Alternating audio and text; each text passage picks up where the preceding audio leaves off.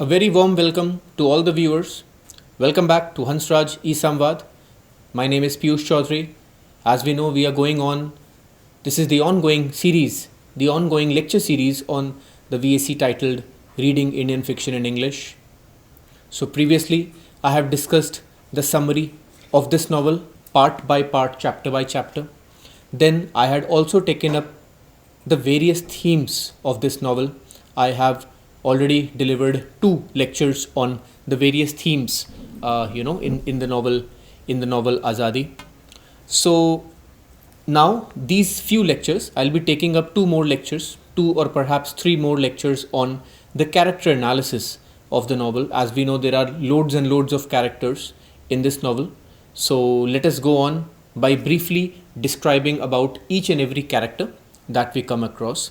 So first and foremost, the most important character, or rather I would say the protagonist of this entire novel, of course, he is Lala Kanshiram. So he's the principal character in the novel. He is a grain trader, a grain merchant. He owns his shop in Sialkot, and now he is basically a man with a certain amount of self-respect. There is some sort of dignity in his character. He loves his city Sialkot, and he even once in the novel he has mentioned that Sialkot is the most beautiful city in the world, and he cannot even think of going and living in some other part of the country.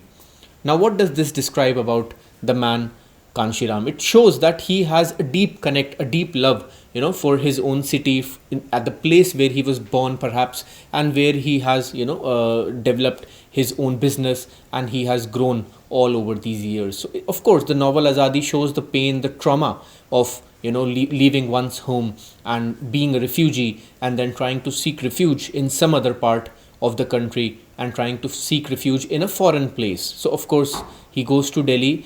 Delhi is a foreign place, even though it's a part of his own country, but it's a foreign place because he has no one in Delhi, whom he can call his own, and he has to begin from the scratch. So he has to go there, right? So he's deeply connected. One of the points, in this character analysis is that Kanshiram is deeply connected to his roots.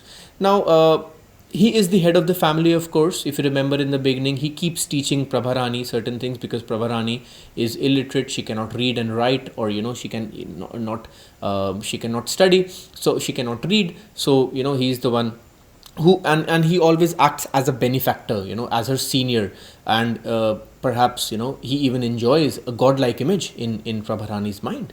He's a staunch follower of the Arya Samaj. He follows the Arya Samaj principles of morality, restraint, and he dislikes the foreigners. On the surface, he shows that he dislikes the foreigners and he's an Arya Samaji. But deep down, as we know, he is deeply influenced by the Britishers. It is, however, only later on. It is, however, only later on in the novel that he gets disillusioned by the British, by his own government, in fact, and he abuses the British. Right, so there is this paradox in his character. So one of the features, is in Kanshiram's character is that his love for the foreigners and the British Raj, right? And he wants his son Arun also to become like a Brown Sahib. Like, we even have instances when once, the superintendent of police tries to talk to him, and he's very proud of the fact that the superintendent of police, who is a Britisher, at that point of time, he has tried to talk to him. But however, as one misfortune after the other, fell on Kanshiram, he sees the reality of the British. He realizes that the British are here only, to exploit India, and they are abdicating their responsibility. So he changes. Kanshiram also changes, throughout the course of the novel. Right now, even after the death of his daughter Madhubala and his son-in-law, that is Madhubala's husband, he insisted, that they should leave for India at the earliest. And this is the first moment, right after the riots take place and after the death, that Kanshiram starts to change as a human being, right? But despite the setbacks, he always tries to look for the silver linings. And despite all the misfortunes that befell him, he does not get bitter towards the Muslim. even his own wife Prabharani is never able to forget the Muslims, and she starts hating the Muslims for what they have done to her daughter. But it is Kanshiram who believes and who clearly understands that the idea is not so much to hate Muslims. One should not hate the other people, because it is precisely the same things that the Muslims are doing to the Hindus in Sialkot that the Hindus and Sikhs were doing to the Muslims where in the Indian part of in Hindustan, right? So they were doing the exact same thing. The Muslims were parading Hindu women and Sikh women naked on the streets in Narowal in the novel, and similarly the Sikhs and the Hindus were also doing the same in Amritsar in Punjab. So Kanshiram's voice is the voice of sanity. He understands that there is no point of hating, and infusing hate towards the other religion, because these things are happening on both sides of the border, right? So he is one such sane voice. So I would say that the character of Kanshiram, he represents the spirit, the unbroken, resolute and strong spirit of the author Chaman Nahal himself, because even though this novel shows the atrocities committed on one religion by the other, it does not get hatred or motivated, it does not get affected or motivated by hatred. And therefore, Kanshiram's characters basically becomes a mouthpiece for the author Chaman Nahal. Right? It becomes a mouthpiece of the author Chaman Nahal, because since there is no point of discussing who was right and who was wrong, during the partition violence, this is because both sides killed, both sides humiliated, both sides murdered each other, and there was no logic and no point in discussing who started it first, because the Hindus faced mass extermination, sexual assaults, slavery, sexual crimes, loot, they were burnt alive, and similarly the Muslims also went through the very same thing, right? Kanshiram realizes this, and therefore in the entire novel he comes across as a morally upright, as a philosophical character, so he has this philosophical bent of mind as well. You remember the instance when he was trying to convince Sardar Niranjan Singh to cut his hair and then later on perform penance at Amritsar, at the Golden Temple. He wanted to clarify and he wanted to say to Sardar Niranjan Singh that religion is meant for human beings. Rather, it's not the other way around. Religion is meant for the betterment of human beings, and one should try to save themselves, But then Sardar Niranjan Singh was a staunch Sikh, and instead of, cutting his hair, he self-immolates himself, as we know in the novel, right? Even he tries to convince Madhubala not to hate the Muslims, right? After the partition. And he himself, goes through a lot of changes. He is disillusioned by the British. He is disillusioned by the Indian government. He is disillusioned by Mountbatten. He is disillusioned by the good intentions. He used to think that the British had good intentions, but throughout the course of the novel, he realized that the British are also running away from their responsibility. So therefore, what this means is that Kanshiram goes through a lot of changes, throughout the course of the novel. Right? So perhaps the readers sympathize with Lala Kanshiram because of his huge reversal of fortunes. He goes through a huge reversal of fortune when he comes to Kingsway Camp in Delhi. When he comes there and when he is starting to sell his groceries on a wooden crate on the road, he removes his turban, because a turban represents what? A turban basically represents dignity.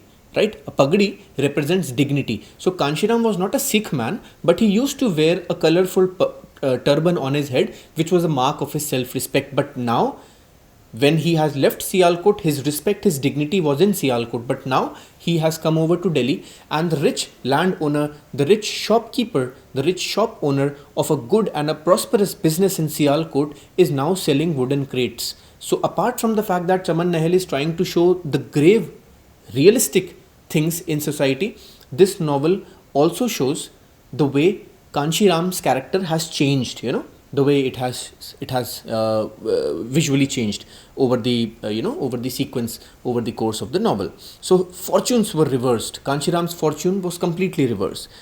Despite all the problems, Kanshiram is still not defeated by life. Despite being uprooted from his own roots in Sialkot, he still tries to look at the silver linings in the life. So he is a very strong character. That is why I have said that he is the protagonist, one of the central characters and the mouthpiece of the of the author. So there is a certain amount of desperation also in Kanshiram to provide the best for his family. But he is constantly disillusioned and disappointed by whatever is happening. But despite his disillusionment, despite his disappointment, despite the problems and the hardships that he is facing, he is willing to work hard and tries his best in providing a better quality of life to his family when he crosses over to India. So this act redeems, Kanshiram's character at the end of the novel, right? So, and then his small act of removing the turban might appear very superficial, but it's a very important point in his character, because along with this turban he has also removed his self-respect and his dignity, because he has been stripped of all of this, right?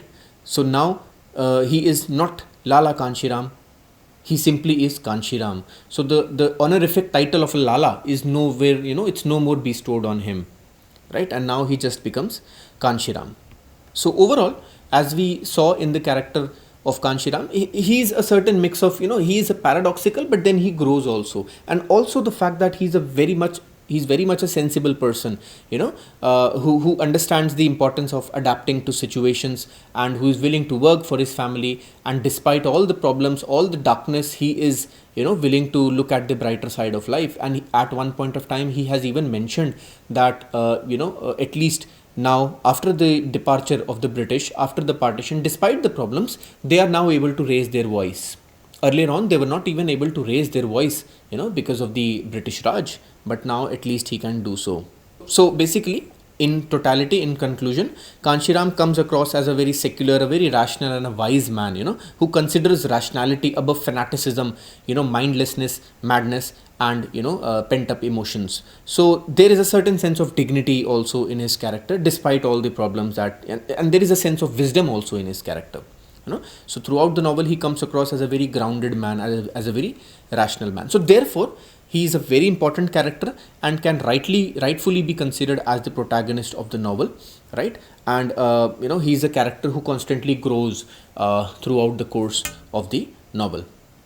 So that is the critical analysis of the first character, the very important character, the principal character, Lala Kanshiram. Now let us go forward to the other important character, a character which also undergoes certain changes throughout the course of the novel. His name is Arun, the son of Lala Kanshiram.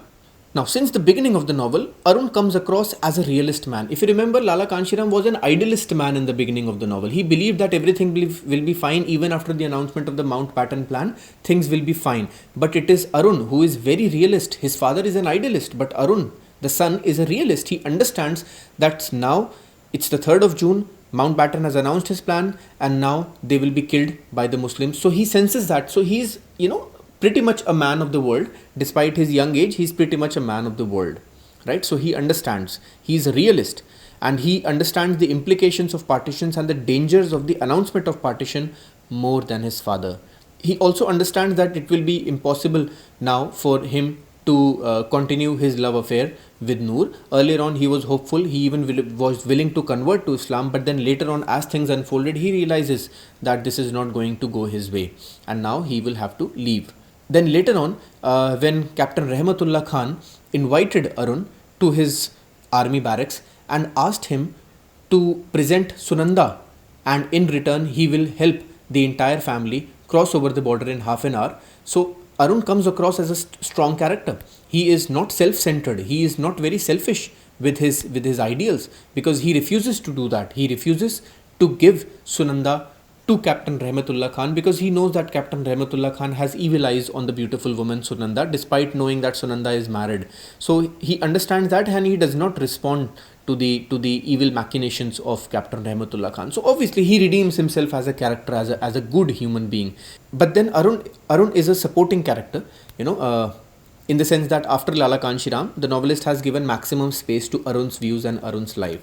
So in the novel, he first loves Noor, who is a Muslim girl, but quickly realizes that after the partition, they will not be able to live together, and therefore, then he starts loving Chandni. He falls in love, and despite knowing the huge economic difference between Arun and Chandni was their domestic servant's daughter. Despite the huge, the huge economic disparity, he still agrees to marry Chandni, and then later on he even tries his best to convince his parents, his mother firstly, and then he believes that after crossing over to Delhi he will marry Chandni. But then unfortunately Chandni gets abducted by the Muslim mob in Narowal, and his love life completely is in tatters. So firstly, one important thing about Arun is that he can be seen as someone who has always had love affairs which are outside the acceptable parameters of the society. First in the case of Noor, secondly in the case of Chandni. So therefore Arun comes across as a character who has taken radical decisions in his life in relation to his love affairs, but these love affairs both end up badly for him, both end up as failures, right, because of the unfortunate turn of events, right. So overall, as a character, Arun's character is definitely important because it gives an emotional angle to the entire story. And Arun's character, by the way, is also deeply autobiographical because Arun comes over to Delhi and then he enrolls himself in a college, and that college is Hindu College, University of Delhi. And you'll be interested to know, the readers would be really interested to know that Chaman Nahal himself was a professor, at the University of Delhi. And these elements are strongly autobiographical. Arun's character is strongly autobiographical. Chaman Nahal has in several places even mentioned that. So this character becomes even more important, in that particular sense.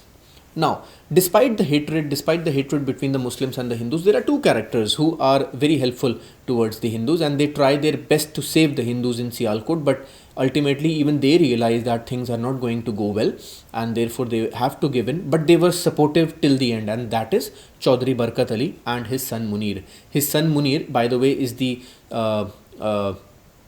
brother of Noor.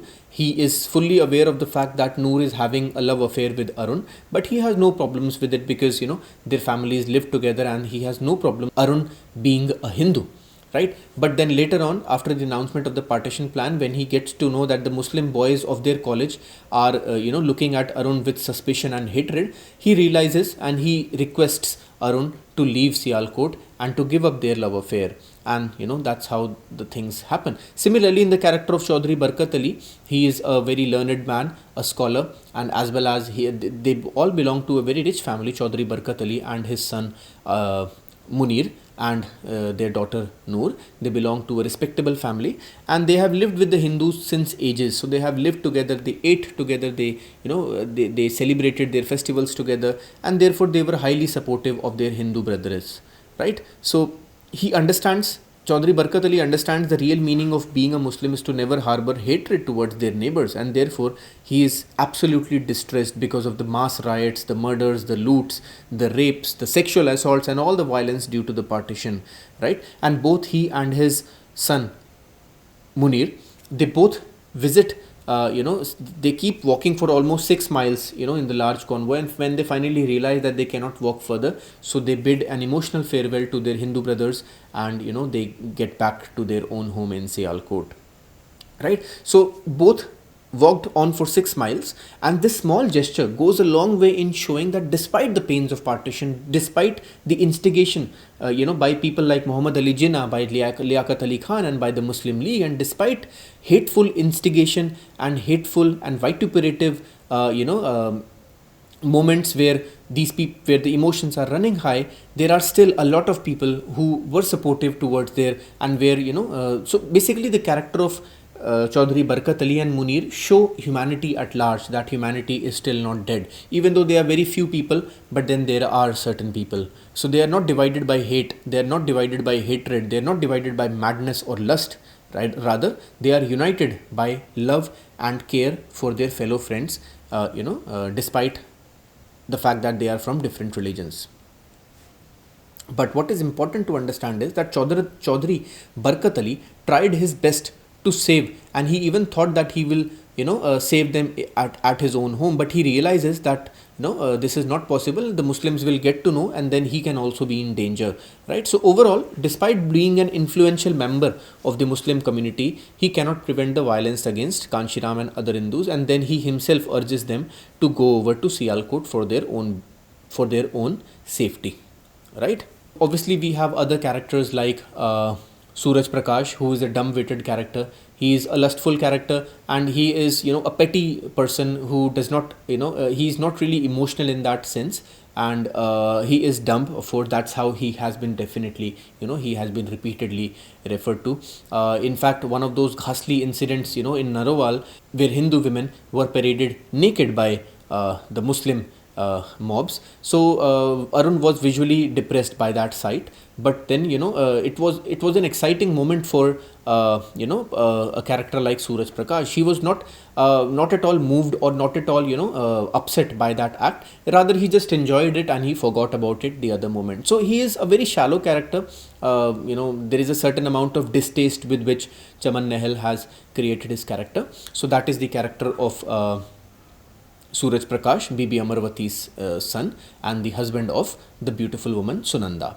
Right. So these are some of the male characters in the novel. Then there are also several other male characters. You have Dr. Chandabhan, and you have several other male characters. We also have Captain Rahmatullah Khan, who was a lustful man. He had evil intentions despite knowing the fact that Sunanda was a married woman. He wanted to, he wanted to develop a sexual relation with Sunanda, and for doing that in such difficult times, he even tried to bargain Arun, to get Sunanda to him, so that and then in return he will help Arun cross over his family. So he is also, he comes across as a despicable character, as a pathetic human being in that sense, because he's trying to take advantage of the problematic situations in which his own college friend Arun currently is in.